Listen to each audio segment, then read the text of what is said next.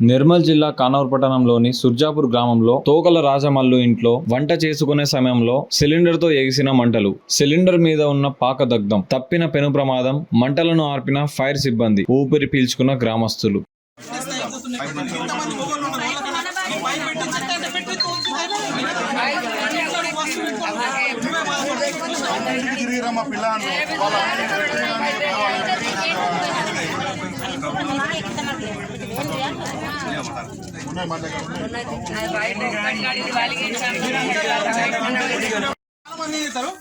మళ్ళీ ఏం చేస్తారు, అందరూ కింద వాసన సిలిండర్ కూడా ముట్టిస్తారు.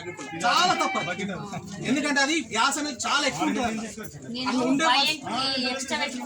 అది అట్లా తీసేయాలి. ఇప్పుడు పైప్ సిస్టమ్ ఎట్లున్నామో ఎన్ని పనులు ఉన్నాయి పైప్ సిలిండర్ లో ఉన్న గ్యాస్ ఎంత అవుతుందో 14 కిలోలు అది బయటకు వస్తే 40 దాన్ని అంతా కంప్లీట్ చేసుకుంటారు. అంత ప్రెషర్ ఉంటుంది. దాన్ని మనం ఏం చేయాలంటే జాగ్రత్త కూడా జాగ్రత్త అంటే చిన్న జాగ్రత్త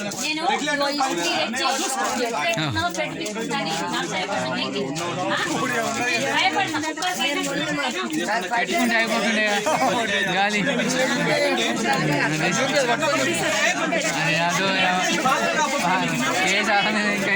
వాళ్ళు చేసే పనికి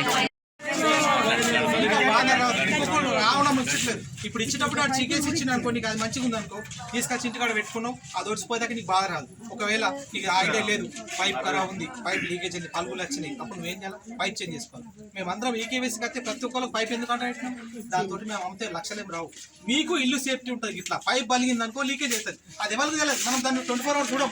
పైపుల ద్వారానే దాదాపు 90% లీకేజ్ పైప్ తోడే. పైప్ మార్చుకోవాలి. గడ్డ ప్రాబ్లం ఉంది, వాసన వచ్చింది, వెంటనే తెల్ల క్యాప్ దాన్ని ఒత్తి పెట్టాలి. అది ఒత్తి పెడితే గ్యాస్ బయటకి వెళ్ళి అది ఒత్తి పెట్టి మన వాళ్ళకన్నా ఫోన్ చేయాలి. బండి చెక్ మీరు వేసే పని. ఫస్ట్ మీరు వేసే పని ఏంటంటే బండి రాగానే సిలిండర్ వాడే బాబు ఇది చెక్ చేసి నేను తీసుకోవాలి.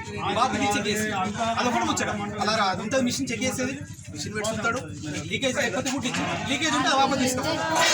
ఏమైతే అది అట్లా అలవాటు అయిందమ్మా. ఇప్పుడు అట్లా అలవాటు కాదు. ఇప్పుడు మనకు అయింది కదా, సుఖించింది కదా, మనం హుషారుగానే రాగానే బాబు అది నాకు చెక్ చేసి సీల్ తీస్తాడు. నేను వచ్చిన మిషన్ పెట్టి చూస్తాడు, చెక్ చేసి ఇచ్చాడు.